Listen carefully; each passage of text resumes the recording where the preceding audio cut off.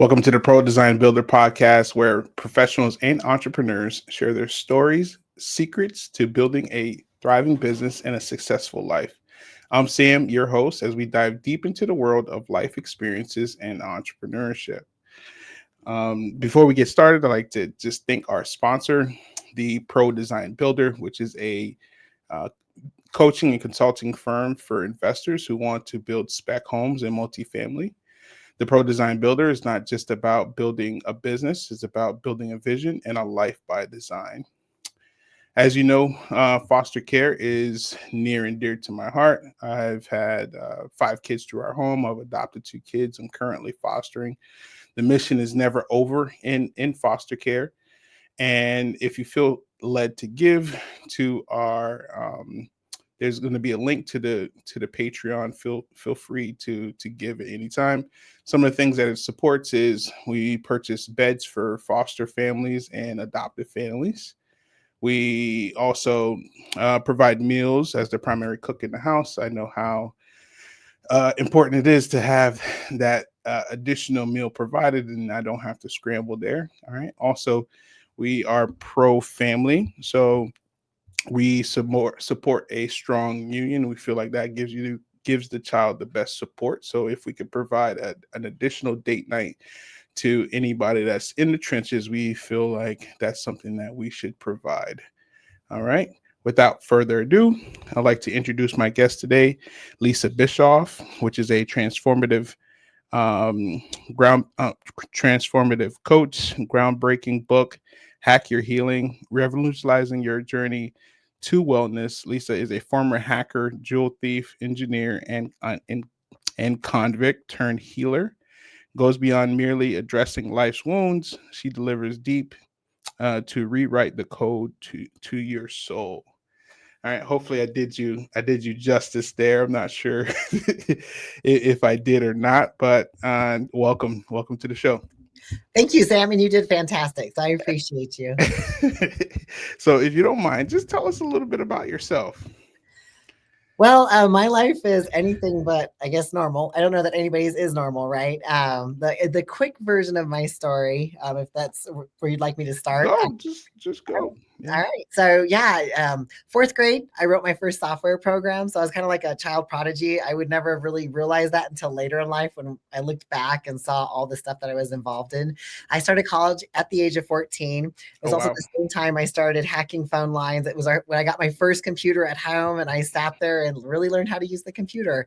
I Um, did radio contests by jamming the phone lines, and my family thought it was cute. They were like, "Wow, you're so smart." So I was praised for what I was doing, but I was actually doing bad things, right? yes, yes, yes. And so I'd go on and I would get my electrical engineering degree, and I sometimes I joke around that I actually stole that too, because I had a master key and I would break in and get my exams ahead of time, and if they weren't readily available, I'd use my hacking skills, get on the computers, and print them out. Hmm. So got my electrical engineering degree. I would go on and meet my best friend at the age of 21, who was a model and loved it. It was like everything I saw on TV. It was the life I always wanted access to, VIP to the nightclubs and Oh wow. Hmm. travel, photo shoots, Yep. making good money as an engineer. Loved it. I'd go on to buy my house. It was probably almost a $500,000 expensive house for somebody my age. Yep. Um, but by the age of 27, I had met con artists, criminals, and mafia figures and gotten involved with them. Oh And I wow. found myself $1 million in debt.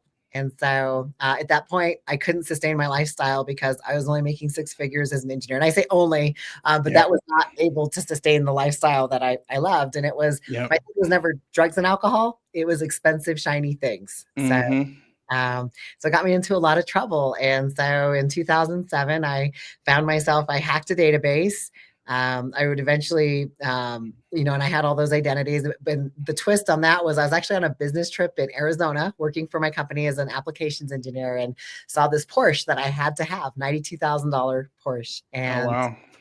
but I was maxed out. I had no more credit. I had no way to buy it, but it was like I was fixated on it, had to have it. Well, I had an identity I had acquired on another trip.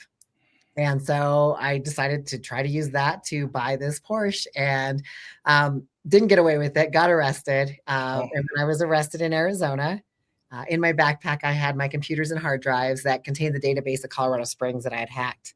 Oh And so wow. arrested in Arizona. My parents came and bailed me out, brought me back to Colorado Springs. Within 24 hours, I was all over the news. Oh So wow. looking for information on me for this database and what else, who else was involved, what was going on. And I got arrested here in Colorado Springs. So 2007, lost my career as an engineer, all my security clearances, everything gone. Oh Um, wow. yeah, they ended up spending 30 days in jail in Arizona in 2007. And then in Colorado Springs, I ended up with probation. And wasn't allowed to use smartphones or computers for 2 years. So no technology, which is really hard for a tech person, right? You take Yeah, everything for away. sure. So tried to get my life on track, but there wasn't a lot I could do. I couldn't volunteer because I was a thief. Theft of information. Nobody would let me near anything, and I get Correct. it. Like nobody wants you around, and so my parents were like, "Well, go do something." So I started playing tennis and golf. So at least I was getting out of the house, not sitting at home, depressed and trying to figure it out. Mm-hmm. And so there was pros and cons to that. I was getting out, I was getting active, I was doing things, but I was around people, amazing people, the country clubs, but I was around money and people Okay. that did all the things I wanted to do. And so it Mm-hmm. was kind of starting to spark that again. So my Oh, parents okay. made $40 million a year, and I wanted to hang out and live the lifestyle, but I didn't have a job. So my parents are, kind of sustaining me, but not realizing how much they're sustaining me. Mm-hmm. 2012, um, I get to start volunteering at my church. Eventually, I get put on staff at the church. We'll fast forward 2019. Basically, I led a double life. I led a double life with my friends, with the lifestyles of the rich and famous. And then over here, I'm leading services at a church for Oh, children on oh stage, wow. Yeah. loving Jesus, but you can't serve two masters. And Yeah. I find myself $100,000 in debt in 2019, but it wasn't just in my name. It was also in my parents' name, and I didn't want them to find out about it. Oh wow. That's when I mastermind a $600,000 diamond and jewelry heist from a client that I worked for. And that would take place in May of 2019. And I would get away with it for about 4 months. And then in September of 2019, I'd be arrested for that. And at the time of that arrest, that'd be my third strike because 2007 was Arizona and Colorado. And then this would be Colorado. And I'm facing mandatory prison. And because of the magnitude of this crime, I'm looking at 12 years in prison. Oh wow. Wow. Wow. Wow. So that's you unpacked a lot there. But I'm gonna just try to peel some of this onion back and just go back a little bit. And then we will kind of unpack a lot of this. So how were you as a kid? Um So as a kid, I was very driven. So it's interesting. Like I always wanted to be the best at everything. So I remember like second grade, I would do extra math problems. Like I would go home and just make up math problems and work on them. And I don't know that I had a lot of friends as a kid. mhm. Like my friends were adults. Like I enjoyed hanging out with the adults. A lot of times, my friends I did have that, like the neighbor kids, they'd be outside playing after school, and I would be wanting to do schoolwork. I wanted to be smarter and better than everybody. So that was kind of, Mm. and my family just, they always championed me. I was praised for how smart I was and, my abilities, and everybody wanted me just to be the best. So I always had straight A's, never missed school. Oh wow, that's amazing. So it there seems like there's this correlation with overachieving. It's just something that is built into you, and I'm pretty sure when this pivot happened and it started going in the right direction, it's same thing, overachieving, but in the right way. So, who would you say had the biggest influence on you growing up? Honestly, it's probably so I have an older half brother and half sister. So my older half brother is 12 years older and my older half sister is 15 years. So my mom was married before she met my dad and unfortunately went through a divorce, but then met my dad. And I'm my mom and dad's only child. And Hmm. so my brother, since we're 12 years apart, he was going to school to be an engineer. And so I kind of followed in his footsteps. He's very, very smart guy. Yeah. Okay. All right. Was there like a defining moment in your childhood that shaped? You would say shaped the way that you are. Uh, from what I can trace back, a lot of times when I speak, this is a huge part of my story. Is it goes back to like the third grade, and I've done quite a bit of like work, inner work and stuff on myself. But there was one memory that kept popping up, and it was third grade. And it was when I got bumped from an upper level reading group to a mid level reading group. And I remember I was devastated because I was praised for my academics and how smart I was. And that day, um, it was like a whole lot of rejection came in. And I remember I wanted to like kill myself. Like I wanted to just not be here anymore. It was very extreme because I failed. I felt my only function in life was to be the smartest, and I failed at that. And so I remember making an inner vow that I would always do whatever it takes to never fail again. Hmm. Would you say, how did you grow up? Did you grow up middle class, upper middle class? How did you grow up? I would say middle class. I mean, I never went without anything, and my parents they're very comfortable. I wouldn't say Hmm. we were wealthy, but because my parents are they're very frugal. They budget very well, but they Hmm. enjoyed things when they wanted to enjoy things. So I would say middle class, maybe a little above middle class, but not much. Hmm. So where do you think that desire came from? That that ultimately sucked you in. Obviously, once you start experiencing life and you start experiencing some nicer things, it could grow and you could enjoy it and stuff like that. Do you know where that may have initially came from? Honestly, I don't know. Like, it's interesting. Like my parents are, like I said, they're very safe with money, I guess I would say. They don't ever buy anything on credit unless they absolutely have to and it's paid off right away. So pretty much everything our family has ever done is with cash. Hmm. There's no debt. And so sometimes they would say, well, we don't need that. Very particular about how they spent money. And so for some reason, I was the complete opposite of I want it now, and I'm going to figure out how to get it. I don't know, does Hmm. that kind of answer your question? No, it definitely does, and it tells me, you're very headstrong. I was a very headstrong, type of kid. Now, when I was a kid, I was like, we grew up poor, like very, very poor. My family's from Haiti, and we came here through political asylum. So we were literally starting, you start at the bottom, right? So for us, we only had our needs, needs only. That's kind of pretty much my childhood, which is actually not a bad thing, because so many people get enamored with the stuff, right? I don't have the attachment to stuff because I never had it. And then now I'm like, oh, that's what they're talking about in the scripture about the stuff and the people and and then how they function. And you could see it. You could see it all around you, how, so many people are so enamored with the stuff. Like they'll literally kill somebody over the stuff, right? So that was kind of like my story. So in a way, it was kind of, it sucked, but in as an adult, it was like, all right, well, that was probably the best thing that ever happened to me because I'm not attached to the stuff. Yeah. So okay. And then okay, so that was what, your childhood looked like. And then you started to, you always excelled in school. And I assume that you were probably taking like eight advanced placement classes to get into college that early. How was that experience? So it's interesting. So I was in and I joke about it, but I wasn't gifted and talented. And at one point, I wanted to make sure I got into gifted and talented. I remember cheating off my neighbor to get into gifted and talented. Uh-huh.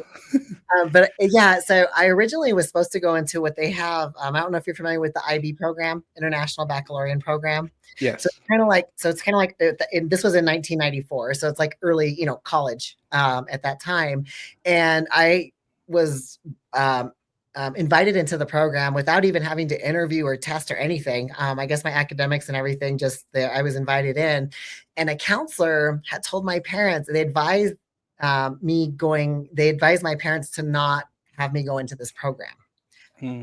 And there was something the counselor saw. I'm very much, I used to be a perfectionist with my Hmm. work, and I could spend hours making sure everything was so perfect. And they said, she won't make it because the workload is so heavy. If she spent, if you're a perfectionist trying to make everything perfect, it's not good. It wouldn't have Hmm. been good for me.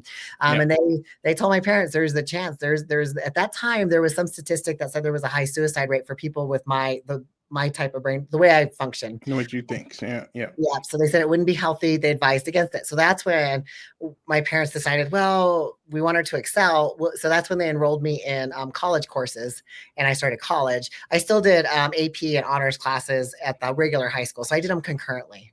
Mm-hmm. So, all right. So, when you actually entered college, did you go further away from home, or how did that look for you? Did you? Because you're very young. So, Yeah, I wanted to go to Boulder, CU Boulder, and get mm-hmm, my electrical engineering degree there. The interesting thing was even though it's the same college, University of Colorado, the engineering programs were set up like slightly different. So like in Boulder, they might have circuits 1 and 2, and down here it's 1, 2, and 3, and so or vice versa. But they wouldn't. It was going to have to be extra credits to where it was going to take me an extra year if I decided to transfer up there. So the programs weren't completely parallel at that time. okay, all right. Right. And there was the concern of me being so young, because I probably would have transferred up there around the age of 16. I would have still stayed here for the first couple of years. But being so young in the dorms, like, would that really have been the best environment for somebody so young? Mm-hmm. All right. So in 2007, you hacked a database, and then what were you thinking? Was that your first? I would say first time committing a crime or anything like that, or No, no? there was one prior to that that was pretty severe, Mm, and it was never, I don't know how found. you say it. So it was found. Oh, Oh, it it's was not. very much found. Oh. I'll put it this way: it was back in 2003. The people involved were not necessarily on the up and up, and so they reported it. I was not ever arrested. It was basically, if you return, I took $30,000 in gold coins out of Oh. the safe. They said if you return those and take a lie detector test and go see a psychotherapist, we'll make it go away. So it was Hmm. kind of, that was the first time I really got scared, that I was like, oh my gosh, I could lose everything. And so, but that went away. So it was kind of like a It's slap on almost like it didn't happen. Almost. the right. Yeah. So I think that when you are a overachiever like that, you've overachieved, your whole life. Unless you actually probably see the consequence, then it's just you're just seeing it as a up and up, right? And which is a good and a bad thing. So then in 2007, this situation happened, and then were you facing time then, or what did that look like? Yeah, so that was it was scary, the Arizona thing, because it became very real. And at that time, identity theft, it was known, and they were really creating. I think at that time they were creating more laws and really trying to punish people that committed identity theft. And so I had my family hired like 3 attorneys to try to like keep me from going to jail. Like, nobody wanted anything bad to happen, and they were like, no. In Arizona, they said, we're going to make an example out of her. Oh And well. so they gave me time, and it's probably I was told that that was one of the roughest places to serve jail time, is in Tent City with Sheriff Joe Arpaia. It's Mhm. June in Phoenix, Arizona, and Yeah. you're in the tents, and it's Yeah. miserable. Yep, yep, yep. So yeah, so I did serve. My sentence was 60 days, and it got reduced down to 30 days. Okay. All right. But enough to wake you up for a large stint or of time, but not enough to shake the bug completely. Yeah, yeah. Yeah. Okay. All right. So you mentioned at one point you were essentially kind of living a double life, right? Where you were, uh Sunday school teacher, and and then something else. And would you say at that time that you truly had a relationship with Christ, or what was that time like for you?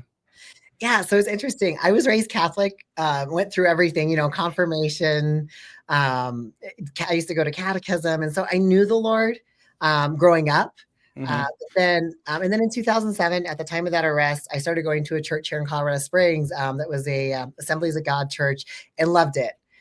Really started to learn more about Jesus and the relationship with Him and Holy Spirit. So that started to turn my heart. but I still was not totally sold out to him. It was still living, it's, mixing the holy with the profane. I still lived Correct. that duplicitous life of, I wanted it, but my flesh wanted the world more. Correct. Correct. Correct. Correct. Man, and I could fully relate, to that. I mean, for a long time, I was like lukewarm. I mean, and you know the song "Live on Sunday, King of Diamonds Monday."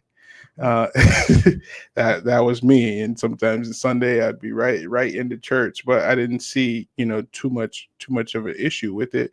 It's only like when you're looking back, you're kind of like, Sam, that wasn't where you needed to be, So, I completely, get it and relate to it. So then you fast forward, right, and then several years later, you have this potential heist. Kind of walk me through that story. What did that look like for you? Um, well, okay, so like, I mean, in between, like when I started volunteering at the church, and I loved serving in ministry, and there was a time, and I wish I could pinpoint it where there was a glimpse where I was totally sold out to Jesus, and I don't know how I shifted to being totally sold out and then like losing it, because it's like Mm-hmm. somehow I don't know how I let that happen for it to go away, but I worked for a company as the head of sales for engineering for a short time. I got to do a lot of really interesting jobs, in between there. But I was trying to figure life out because I wasn't hireable. I have a lot of companies that'll find me, and people that know me, they want to hire me for my engineering and tech background, because I can automate, I can do a lot of really great things. But then their HR department looks at my background and they're like, absolutely not. Like Yeah, she might exactly. hack Yeah, us it or might, yeah, disrupt crack us. this open, right? So it was hard. It's always like, and so I'm always very tentative, like, taking jobs and stuff. But um, yeah, it was just, it feels like being two people, that whole time. And so gradually as the debt increased, I mean, I found ways to try to mask it, fix it. And I would, and there was 2014, I racked up 80,000 in debt. My parents fixed it. So Hmm. 2019 wasn't the first time, it was the second time. And so it was kind of like this time I was in deep trouble. And so the client that I had worked for at the time, when I first started working for him, they had mentioned about this jewelry. Hmm. It sat in the back of my mind for, I don't even know, 5, 7 years, but Oh I wow. thought it was an Hmm. issue because it was like, I'm healed, I'm on the up and up. I would Hmm. just revert back and do it, and then one day it was kinda like having that little bit of a hook, right? That little toehold, and then Hmm. it progressed. So Yeah. So I did this Bible study where I was leading these guys, and on one of the it's called freedom study, but it kind of really breaks down, our faith. But then it went into how the devil knows how to create custom bait only you can see, no one else can see it, and he'll just throw that out there, right? And I equate that to kind of like what happened, right? It happens to everybody. People are just not paying attention, but that thought that pops in your head, and then it starts first, and sin starts in the mind, right? It pops in there. If you don't get rid of it, and then it keeps popping in there, it'll stay in there, and then eventually you'll act on it. So yeah. that's kind of what essentially happened. But a lot of times most people don't see or understand, that's how it works, right? Is those small thoughts, those this it always starts very small, and then it grows through time, right? And if you don't get it addressed, this is how depression and stuff like that works too. it, Mhm. it starts to affect the body, right? So you got to be very conscious of your thoughts, and what you feed grows, right? So all right, so you get past this phase, all right, and there's a lot of lessons learned in this particular time frame for you, and now you are, I assume, you're on the up and up. I don't want to assume. So, how have you translated a lot of these life experiences into the business world? Well, it's been like, okay, so after 2019, I ended up, so I didn't go to prison for 12 years because obviously I'm here and it's 2025. So Yep, I yep, ended up yep. getting 2 weeks in jail. That was like a whole gift from God. Wow. Yeah, and the I gave back 400 out of the $600,000 in diamonds and jewelry. So 200,000 wasn't recovered, but my debt was forgiven. My restitution and fees was $10,000. So another gift, and very grateful for all that. Hmm. So after that, 2020, I actually did my community service this time because in 2007 I did get 300 hours of community service and nobody would let me do it, but I found an organization to let me pay it off. Oh, And okay. they said, I know, and so that was, yeah. But don't worry, God and I have worked through that. Yeah. No, of course. I mean, yeah, exactly. If I tell you my story, you'd be like, "Woo." Yeah, What? definitely. Everybody has something, but go ahead. So I ended up doing my community service with a ministry here in town, and I got to help them with admin work and lead Bible studies. So that was really cool. And I was still in my healing process, doing a lot of inner healing, deliverance, and work. And I ended up managing a sober living facility for like 2 months, which everybody thought that was a bad idea because it was a lot of the women coming out of the prison. And I was like, Hmm. oh, I got this. I was in jail for 2 weeks. They're like, that Yeah. doesn't count. You basically, I had bodyguards. Like I had people that Yeah. protected me while I was there because people thought I was an informant. Yeah. So these Yes. girls, yeah, the girls in the sober living house, like I thought it was, I thought God opened the door, but I think that was more of a Lisa opened the door and walked through it because I lasted 2 months. And at that point, my life was pretty much in danger. I had one girl cut the brake lines on my car, another like threatened to like kill me in the house. And I was like, my parents are like, this is not where you just need to just no, you just that's not the job for you. I also ran a startup food truck. But Hmm. basically, I almost killed myself doing that because it was like 6 months of intense labor. I would only Yeah. get one day off every couple of months. It was very successful. It was great, but it wasn't for me. I started to revert. I found myself drinking alcohol on a regular basis, and there was a lot of stuff starting to happen. And I was like, what is going on? So when we closed for the season, I tried to figure out what am I going to do with my life? Like I know there's so much more, that Yep. God has so much more. Well, went through more healing, got an opportunity to start volunteering at the ministry that was helping me. Loved it, volunteered. Eventually, I got put on staff and got to help counsel and coach people ministry wise, Yep. and loved it. And Hmm. then in 2023, I felt like God released me from there. And I'm like, well, God, what am I going to do? Like, this is my place. I love what Yep. I do. And he goes, this isn't the place for you. Hmm. Time of that was February of 2023. I got the opportunity to start working with the publisher to write my book, a Christian publishing agency.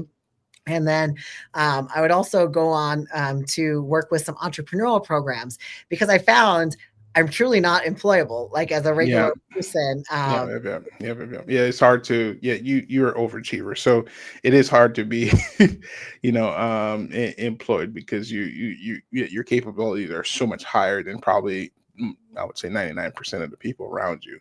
So, but go ahead. Oh yeah, so all that to say, I get bored very easily. Like I will automate, I will optimize things, and I will push myself out of work when I'm working for a company. And it's like, oh no, what do I do now?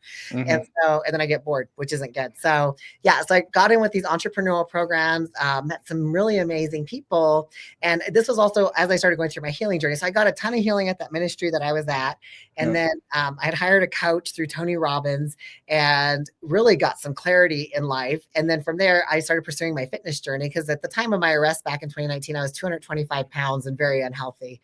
Um, hmm, so all that to say, total transformation, but it all started from the inside out.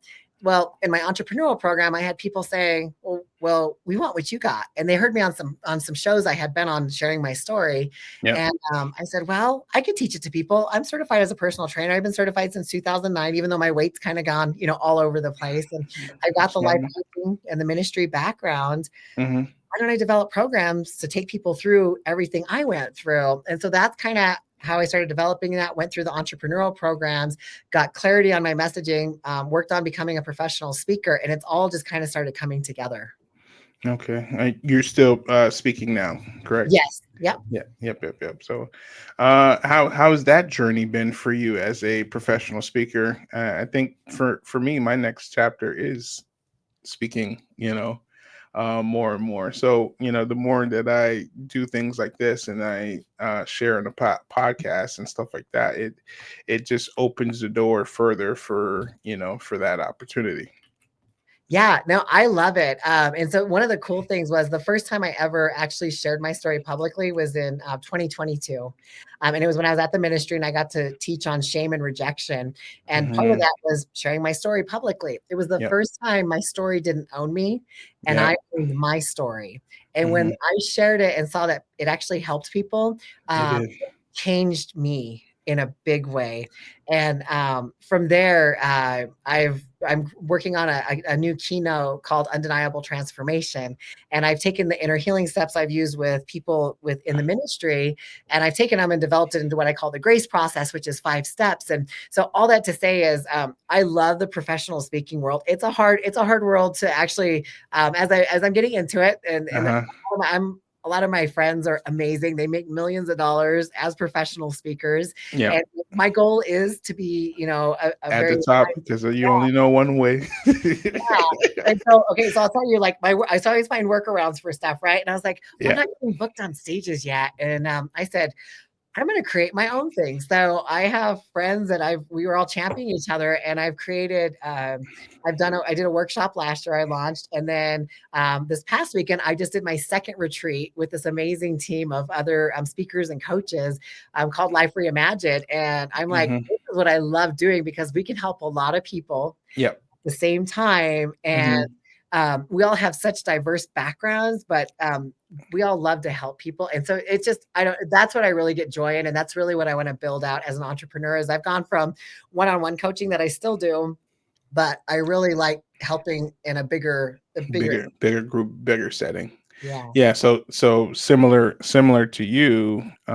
It was 2021. I got hit in the face with there's a bunch of things going on. It was COVID.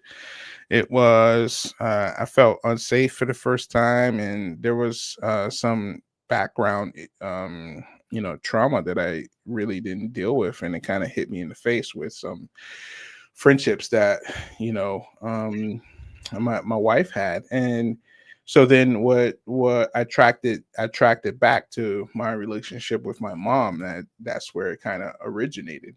And Mm. then but that sent me to therapy. And I remember telling her my story. I realized that only my wife knew my whole story. And at the end she was like, Sam, your story is beautiful. Sam, your story is beautiful. Right. And then I found that that was the disconnect. And then she also said to me, she's like, Sam, I could hear it in you. It was like, you're ashamed of your story. You're ashamed of how you grew up and stuff like that. But the reality is, you wouldn't be doing what you were doing in foster care without it. Right. And then that was the aha that, I got then, and the clarity I got then, that I actually, your story is your superpower. Right. These things that we hold to ourselves that only we could see, and we think are so shameful, that when they're shared in a public platform, those are actual strengths. Right. And that was when I made that realization. So we're very close in time frame. So now I share very openly about what life looked like for me, and it brings me and them to the source, which is Jesus Christ and foster care.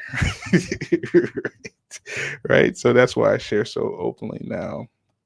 All right. So um I would like to ask you, um what would you say are some words, your best words of wisdom to people? Oh man. Well, I would probably go back to when the judge was giving me my sentencing back in 2019. One of Uh-huh. I share this with I get to so the funny I get to volunteer at youth detention centers with Youth for Uh-huh. Christ twice a week. Yep. And I was like, so I laugh because I spend 10 hours a week volunteering now. And I was like, okay, that's God in the community service part that we're getting back for 2007. But Yeah. one of the things I always share with the kids, and I share this with adults too, is the judge said to me, he says, when he was giving me my sentence, he says, you're not a bad person, but you did a bad thing. And it wasn't the first time you did a bad thing. And that kind of started to shift my identity a little bit, that I am not I'm not the person of my events. Those were events. Yeah. And so I always like to remind them, like, we all make mistakes, but we don't have, that's not our identity. That's a time, and a place. You have a choice to be a good person and be better. And so I guess my words of wisdom, and a lot of times I end with this, is make the rest of your life the best of your life, because every day can be better. Yeah, for sure. No, I completely agree with you. So I was on your website and I saw that you have a couple books. I'm not sure if they are released or are releasing. So tell me a little bit about those books. Sure. So they're actually books I got to be, they're collaborations. Collaboration. Okay. Yeah. So the first one is called Your Deck of Success. And so there's 52 of us. It's like a deck of cards, 52 of us that get to share our stories of success. Hmm. Because yeah, back in 2019, I was pretty hopeless and didn't want to be here anymore, because I thought that was it. I ruined my life. I had a second chance and that was it. But God had a different plan. So that's the first one. I got to be a contributing author. And that book actually became an international best-selling book. Okay. Is super cool. And then the second one just got released this year, and it's called Divine Blueprint. And so it is, I think there's 17 of us in there. And one of the other authors is my niece, which is, that's amazing too. That's another God story, but it's all of us sharing our God success stories. Oh, okay. Wow. Yeah. Great, great, great. So, what would you say are some traits of, or some good traits of a entrepreneur? Oh man. Oh, so traits of a good entrepreneur, you have to, like, you do have to be disciplined. That is a huge part, is For that sure. being disciplined. But the biggest thing is being passionate about what you're doing. Because if you don't have that passion, and like I always tell everybody, I get excited to get up every day, and people think my schedule is crazy. I get up at 3 o'clock in the morning every day, and I usually don't get to bed till about 10 o'clock at night. Oh But wow. I'm very passionate. I've built my company and everything I do around my training schedule, because I like to. Hmm. I competed in figure this last year in 2024 for the first time, and I want to continue to. Congrats. Thank you. Yeah. Um, and so I want to stay healthy. And so I always, the first part of my day, I get to spend with God, and then I get to do self-care and work Yeah. out. Yeah. Yeah. For Uh, sure. but then the rest of my day is working on my company, my business. It's working on helping people, designing programs. And to me, that's exciting. I love everything I do and everybody I get to work with. And so every day is different for me, for the Hmm. latter part. The first part's the same with the workouts and everything. But then after that, it's like, okay, God, what are we going to do today? Yeah. So unbelievable consistency. Yeah, Yeah. that's what I'm hearing. Right. And there's something that my business partner and I talk about all the time, which is messy action. Right? Oh, Which is so required, when you're launching something new or a new business or anything like that. Do you have any examples of messy action? Because you've probably done several things that you've done that you've probably never done before. so tell me a little bit more about messy action. Like, Messy action is, hey, I might not have all the information, I might not have all the details, right? But I know I want to do this thing, and I'm going to just take the steps forward and getting it done or getting it going, and then everything else will kind of fall into place, and you'll gain your experience, so you're not waiting for perfection, right? So that's how I describe, messy action. okay, yeah, I would say the majority of things I've done are messy action. And like, then one of the things I had, one of my coaches, his big thing is launch and adjust. Yes. And without that mentality, I wouldn't have done anything. But like, my friends will hear me. So, and it's also the people you surround yourself with, right? They say I Right. have what I call of my 5 board of directors, the 5 people that I'm very intentional, relational wise, that speak into my life that I want to learn from. Yep. And so I'll say, oh yeah, someday I want to do a retreat. Well, we're on our second retreat, because last like June, I had talked about someday doing a retreat. And one of my clients said, I'll give you a retreat space, go do it. I Oh told wow. another friend, she said, I'll be your first speaker. And so I have a lot of people that champion everything. And I'm like, but I'm not ready. And they're like, just go do it and learn Yeah. and go forward. Yep, yep, yep. Sure, for sure. All right, this is messy action for me too. All right, you would have thought that I've been doing this for a long time, Yeah. and I haven't. That's awesome. Yeah. So, but in just like how we preach, each episode, I get a lot better. Yeah. So take messy action when you're building or launching something new. So, what would you say is your best lessons learned from life and in business? My best lessons learned in life is do things on the up and up. I have probably cost myself and my family millions of dollars by taking and doing things, by doing illegal things or doing things just scandalous things, right? Like, Yeah. and scripture says if you gain things illfully, you're going to lose them. And so I've lost way more than I've ever gained by doing any of those things. And one of the things that God has shown me is when you're obedient to him, the blessings are there. Like, and like I can speak to just tangible blessings that he's given me. Can I share like a 30-second story? You could share a longer story. So this was wild. Yeah. So I got arrested in 2019. Uh-huh. 2022, I got permission and I asked the church out of respect because of my case being so high profile. I was like, can I come back to Bible study? Because I love the church that I was at. And they were like, Yeah. yeah, they were very supportive. They met with me, helped me through everything. So I went back and I started going to Bible study on Wednesday mornings. And this lady sits down next to me and she goes, you're the Lisa. And I was like, oh, yes, I'm the Lisa. It's either good or bad. It's either I you know. or you Yeah. don't like me. And I'm like, I never know which way this is going to go and if I need to Yeah. meet needs. And she goes, you're the one from children's ministry. And I go, yeah, that's me. And she goes, well, it's nice to meet you. Well, Mhm. her and this was February of 2022. We become great friends. Mhm. September of 22, she calls me up one morning and she says, Lisa, God told me to buy you a car. And I'm Oh, like, wow. praise God, because I'm driving my car from college because Mhm. I'm not trying to cost my parents any more money. And it's a Correct. 1998 GMC Jimmy, and the check engine Mhm. light just came on a couple weeks ago. So we Uh-huh. were looking at this car she had seen, and she goes, "Well, we don't need to get this for you. It's all-wheel drive. If you need four-wheel drive, we'll get you. Let's go look at some four-wheel drives." And I'm like, "I'm not picky. I'm grateful for whatever Y you want to bless me with." yes. Driving over to a dealership, I said my dream car, and I had just written it back at the end of January in my journal. I said my dream car is a black GMC Yukon Denali. Oh, Like, wow. we used to drive it for one of the families. I absolutely love Yukon Denalis. She Yeah, said, but "Oh, okay, we go look at cars." And we end up going and looking over at the GMC. This is at CarMax. And there's a white GMC Yukon Denali. It's a mhm. 2015, $40,000. She Yeah. goes, "You wanted black." And I'm like, "Oh, I don't care. Like, I'm grateful for whatever. Like, this is like, Whatever. Yeah, this is like real." over and over and over than, what you imagine. Yes. Yeah. So the short of it is she ends up going to the bank, gets a cashier check for $42,000, outright buys it for me. Oh, The wow. best part of that story was when I went over to her house that afternoon to pick up my old car.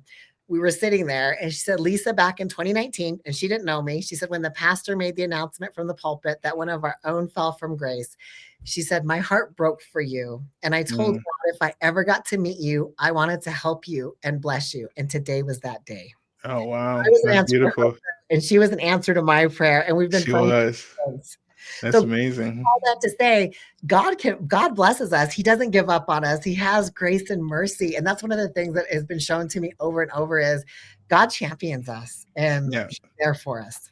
No, for sure. I mean, that's a great way to end this podcast. I think he definitely does bless us. And he bless us with our stories to be able to share. He bless us with relationships. He bless us with just putting us in position. So that's what's happening right now in this time. So I'm grateful that you blessed us with appearing on this podcast and sharing your story. And I'm grateful to have met you. Yes. Thank you. Same here, Sam. Thank you. Yeah. Have a great day. You too. Thank you.